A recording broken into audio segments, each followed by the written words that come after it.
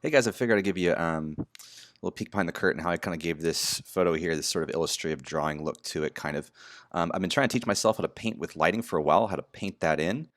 And I'm still learning and I'm definitely too heavy-handed with it here in this one, but that's what kind of gave it that cartoony kind of video game sort of feel. So we'll go through all the files here and kind of show you how I did that. So down here, I've got my 3 folders, one for each model, and each folder's basically got the same thing. So it's got an initial exposure just to drop it down so it looks a little bit more like it's in shadow.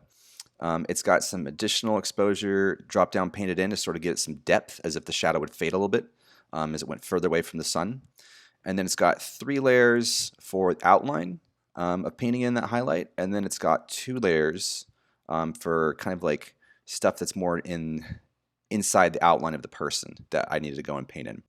So the way I did it, it's a pretty simple technique. So what you want to do is you want to have your model sitting on a layer up above the background. You're going to go in and you're going to create a new layer, just an empty layer right up above it.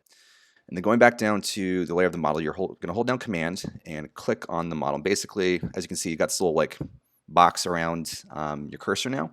And this put an outline around, it just selected basically what was on that layer. So the goal for this is to create an outline that goes around the subject that's going to be a little bit thick. So it's going to be like a little bit 15 pixels in, 15 pixels out in this instance. And then we're going to blur that thick outline so then it becomes sort of a gradient that trails off. So you can go in and can choose, a color for the sky that you want the lighting to kind of paint into. So you take the eyedropper tool, I'm going to click on the sky right there and get that orange. Next what I'm going to do is I need to bring the selection out further past Justin. So I'm going to go into Select, Modify, I'm going to hit Expand, and go up 15 pixels.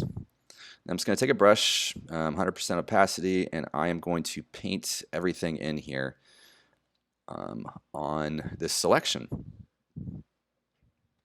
Okay, there we go. So I've got this giant orange Justin now. He's a little bit bigger than what's down below. But what I need to do is I need to bring up that selection again. So I'm going to be selected here in the orange layer, go back down to the original layer, and I'm going to hold down Command and click.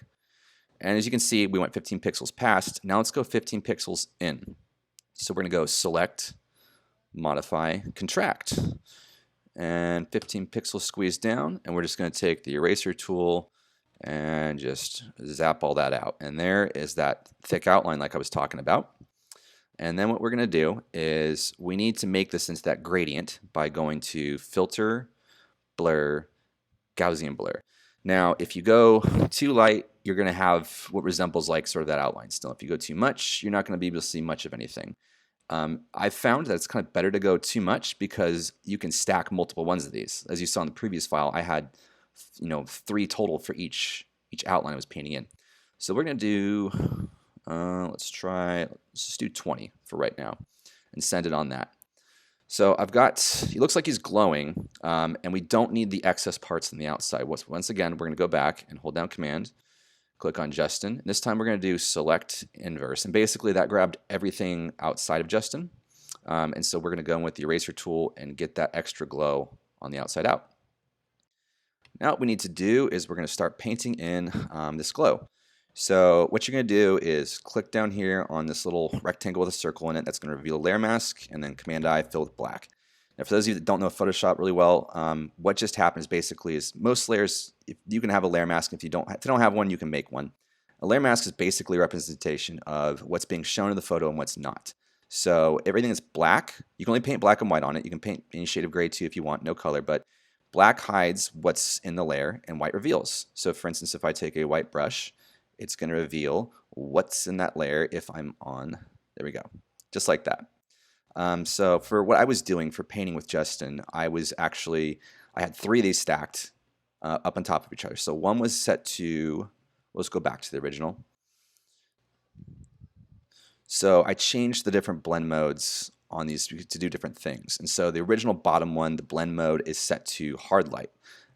This is the blend modes, and basically it tells Photoshop how to have the pixels of the layer that you're on interact with down below. I can't tell you the algorithm behind half of these. I just know that some of these this does contrast, this makes things brighter, this makes things darker, and this looked cool when I went through it because it popped in some color. I did know that screen, however, when it was set to screen, would bring in a little bit more brightness. By itself, screen was just not punchy enough and saturated, and so that's where the hard light kind of backed it up. And I did an additional screen just to bring it in a little bit more. And from there, I'd kind of go back and forth with 30% brushes, trying to paint it as much as I could.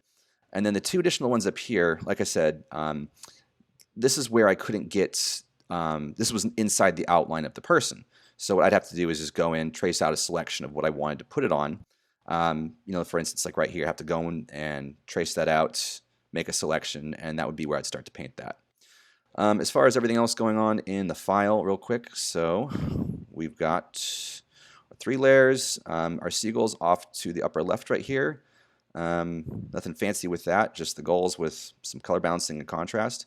An overall color balance to actually kick in sort of a blue look to it. So I've always found this helps with composites, is if you just slap both the subject and your plate with the same color, it's going to blend it a lot better. This is just some extra backup in case I needed it, little like flare in if I wasn't getting enough from those layers down below. Some simple dodging and burning. And then up top here, this is a plugin I use called Onric that kind of makes it have that glow. And finally, just a little bit of crunch. And yep, that's it. So this is a pretty small file at 3,000 pixels and only at 461 megabytes.